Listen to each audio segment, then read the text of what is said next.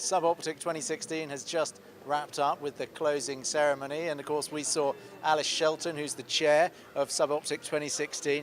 Alice, a superb event all round. Must have been a really, really busy few months leading up to it, though, for you.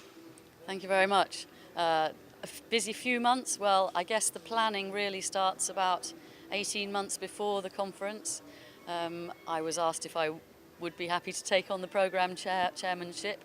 Thought about it for quite a number of weeks, but in the end I agreed to do it. So the planning started then, maybe 18 months ago. The first thing we did was looked at the feedback from the previous conference. So people filled in questionnaire forms, they did it via the website, and we looked at all that feedback.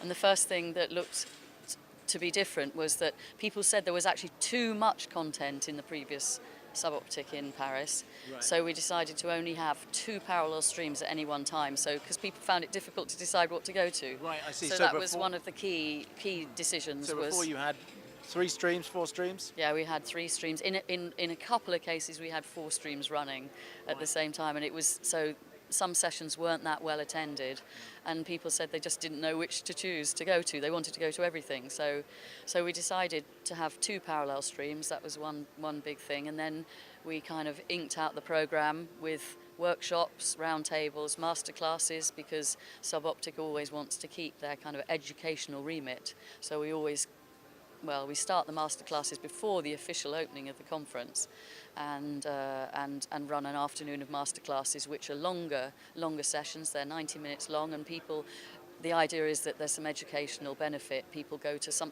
a topic that they maybe don't know about, if marine topic if they're an engineer or something like that, or new topics of technology. So we kick off with masterclasses. We have 2 or 3 workshops, 2 or 3 round tables.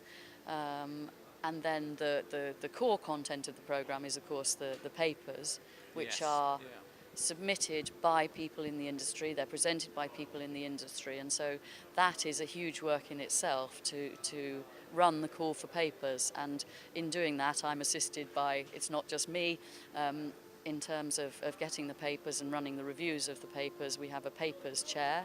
Marc-Andre was the papers chair for this conference. I did it, in fact, for the last conference, so I know what it was all about, so I could help him with that. But that process is a big process. You get together 7 or so vice chairs for each topic area, 1 for each topic area, 7 topic areas in total. In fact, another thing we did for this conference was cut the number of topic areas to 6. Right, yes, because we found there were not many abstracts submitted in the projects area last time. So we had a market and projects implementation, 1 topic area. We combined 2 together. So we had 6 topic areas. So Mark had to find 6 vice chairmen, 1 for each of the topic areas. They then compiled a review committee of approximately 10 people from the industry, experts in their field, who would then mark the abstracts that are submitted and decide which should be presented at the conference, whether it be an oral presentation or a poster presentation. Right. So that process was launched. It was launched in January last year. So 15 months full in the planning. Extraordinary. And what about Dubai then? Was that already on the map when you decided to take the role? So Dubai was announced at the previous conference in Paris. So. Okay, fine. And in fact, one of the first things I did was come over to Dubai and look at the hotels. Come and check it out. Yeah, because there's no shortage to choose from as well. Let's face it. Yeah. But I just like this hotel. I think it's a great place to be. It's very nice, absolutely, and it seems to have worked well so far for the last 3 days. Yeah. Turning to your own profession, I mean, clearly over the last year and a half, the last 18 months, how did you juggle this role and your day job? Yes. So ASN asked me how I was going to manage it. I said that I could still manage my normal job, which is in sales and marketing. So for the first year or so, it wasn't really a problem. Maybe a few hours every week. But the onerousness kicked in 6 months ago, right? It kicks in probably at Christmas, I guess, around Christmas.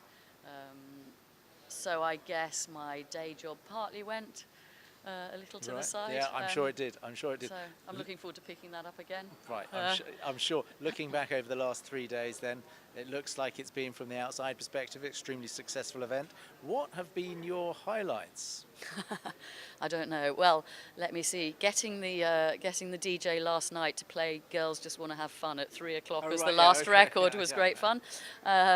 What else? I mean, the keynote speeches I thought were fantastic. I always like the master classes and sitting in and trying to learn something.